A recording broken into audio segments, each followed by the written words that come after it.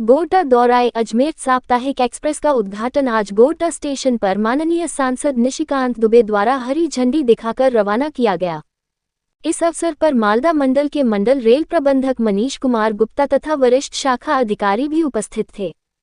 कार्यक्रम की शुरुआत मंडल रेल प्रबंधक मालदा के स्वागत संबोधन से हुई, जिसमें उन्होंने गोड्डा में रेल संपर्क व रेल अवसंरचना के विकास हेतु रेलवे द्वारा किए जा रहे पहलों का उल्लेख किया। अपने संबोधन में माननीय सांसद निशिकांत दुबे ने झारखंड के सर्वांगीण विकास के लिए केंद्र सरकार और माननीय प्रधानमंत्री की पहलों का उल्लेख किया।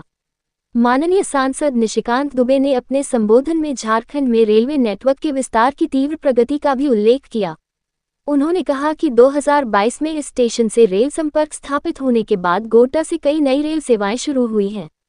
क्या है पूरी खबर, आइए देखते हैं इस खास रिपोर्ट में। इतना महत्वपूर्ण होगा कि छोटे से कार्यक्रम में भी केंद्रीय मंत्री आते हैं। आज भी माननीय अश्विनी वैष्णव जी को हम लोगों के साथ जुड़ना था, लेकिन अभी उनका मैसेज आया कि उनके पिताजी की डेथ हुई है, तो वो हरिद्वार में अस्थि विसर्जन कर रहे हैं। इस कारण से वो हमारे साथ नहीं जुड़ पाएंगे। लेकिन आप समझिए कि कार्यक्रम चालू होने के पहले उनको ये ध्यान था कि मुझे गोड्डा के लोगों को संबोधित करना है, उनसे रूबरू होना है।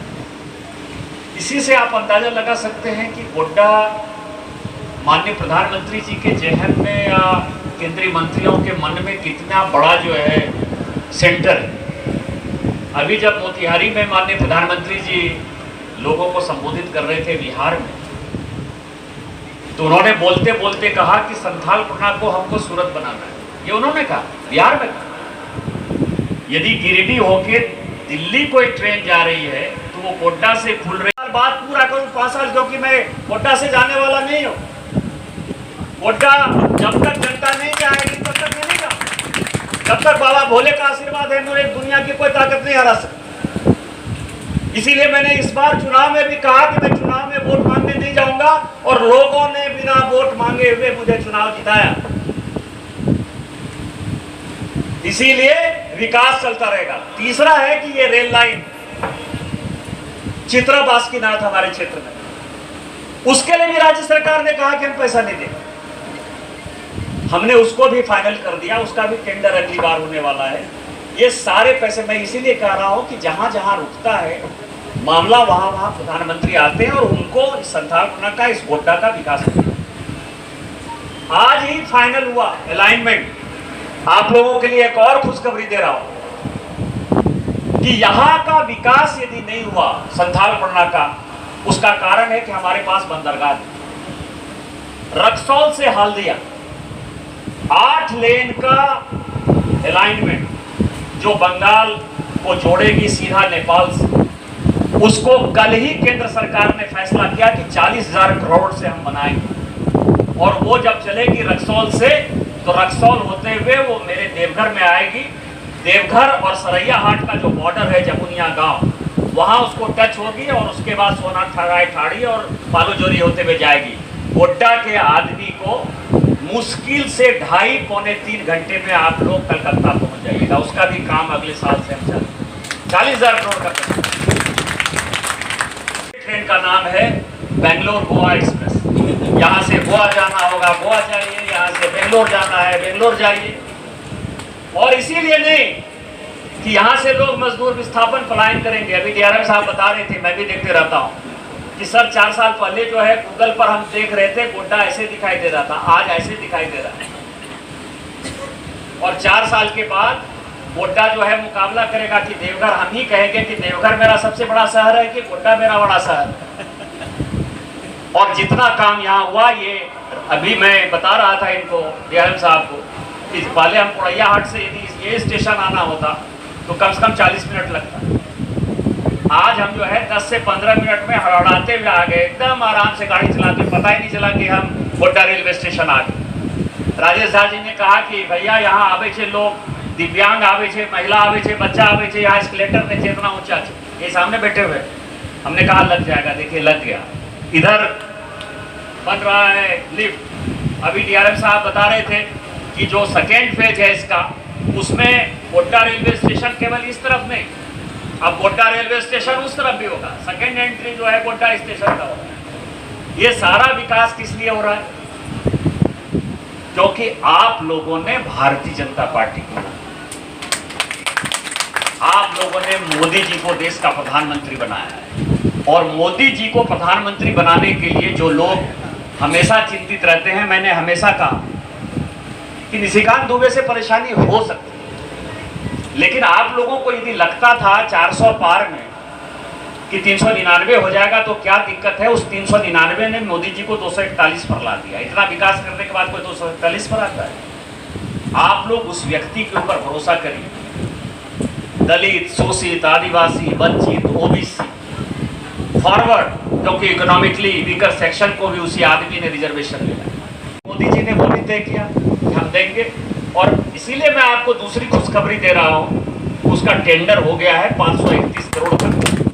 17 अक्टूबर को वो टेंडर खुलेगा और उसका टारगेट 2027 है। मैंने डरते डरते पूछा डीआरएम साहब से कब तक पूरा होगा, कहा कि 2027 में पूरा होगा। तो 2027 तक महागामा तक जाने का तो व्यवस्था हो गया है। अब उसके आगे जो बटेश्वर स्थान वाला है, आपको पता है कि 35 से जो जाएगा बटेश्वर स्थान में जो पुल बनेगा, उसका भी जो है टेंडर हो गया है, उसका भी काम इरकॉन ने चालू कर दिया है।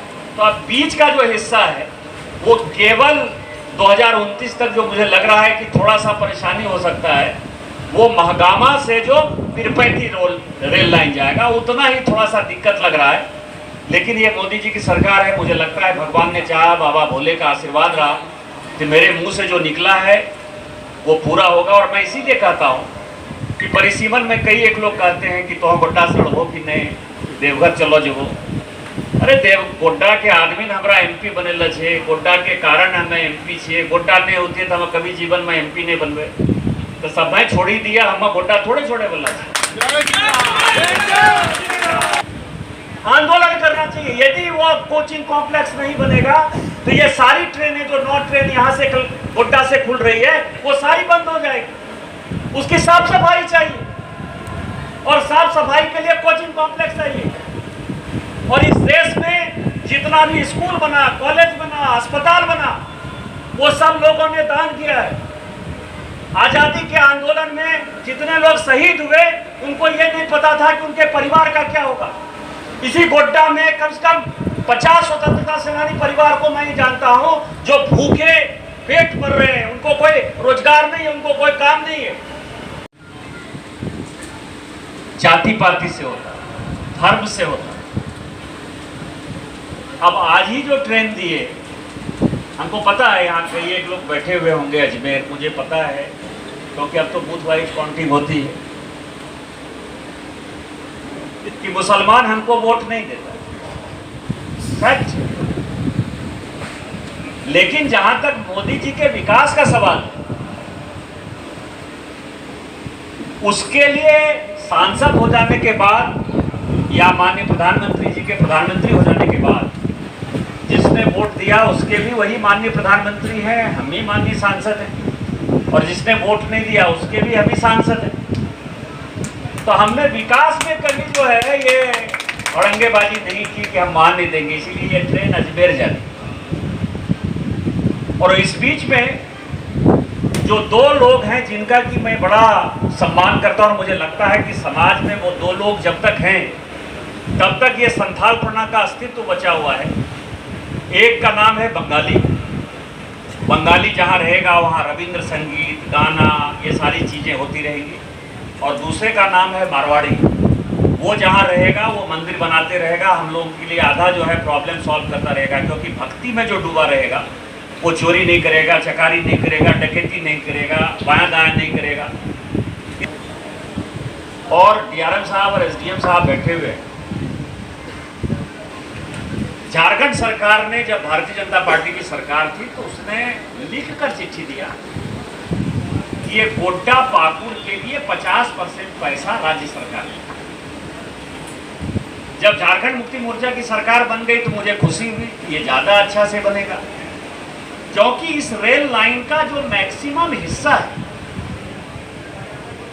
वो माननीय मुख्यमंत्री जी के क्षेत्र से जाता है।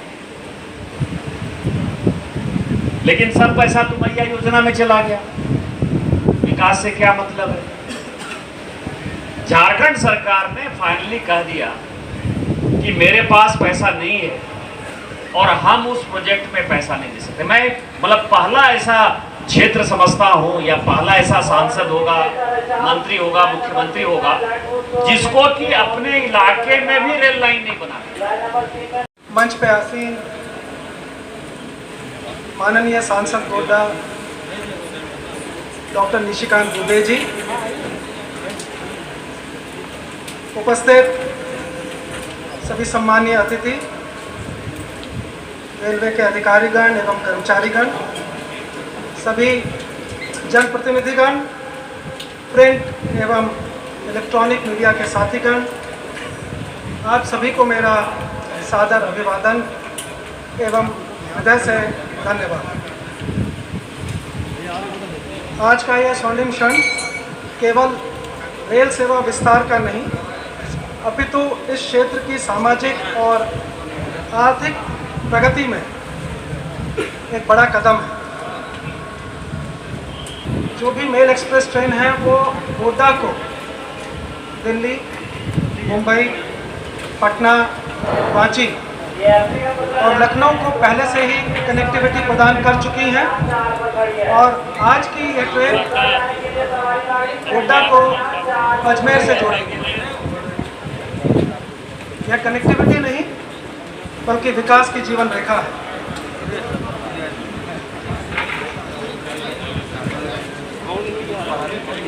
गोड्डा और आसपास के क्षेत्रों के लिए ट्रेन सिर्फ एक सेवा नहीं है, अपितु अवसरों के लिए एक नए द्वार खोलने की कड़ी है। पुष्कर एवं अजमेर शरीफ दरगाह और राजस्थान के धार्मिक और सांस्कृतिक स्थलों को अब गोड्डा से सीधी और सुगम यात्रा संभव होगी। इसका ऑलरेडी एक जो टेंडर है वो किया जा चुका है और निकट भविष्य में वो जब ओपन होगा और फाइनलाइज होगा उसके बाद उसमें कार्य शुरू हो जाएगा और हमें उम्मीद है कि जितना जल्दी उस पर कार्य होगा 2027 तक हमें उम्मीद है कि वो कार्य जो है पूर्ण कर लिया जाएगा। महागामा तक का कब तक करना चाहिए? महागामा तक नहीं, उसके आगे का तो जो है टेंडरिंग वगैरह जो स्टेज है वो अभी चल रहा है इसमें, और एक बार जब वो फिनिश होगा उसके बाद फिर आगे वाले उसके लिए पोर्शन के लिए जो है वो हम आपको एक डेट दे देंगे। और तभी जो जैसे बताया एक टेंडर ऑलरेडी खुल चुका है, तो वो वाला कार्य पहले हो जाए फिर नेक्स्ट वाले फेज कौन सा टेंडर ये खुला है अप टू बटेश्वर स्नाथ जो है वहाँ तक के लिए गोड्डा से गोड्डा महागामा होती है? हाँ, ये पूरा जो गोड्डा पीर पैती वाला जो लाइन है उसके लिए तो कंप्लीट हो जाएगा 2027 2027 तक कुछ पोर्शन कंप्लीट कुछ पोर्शन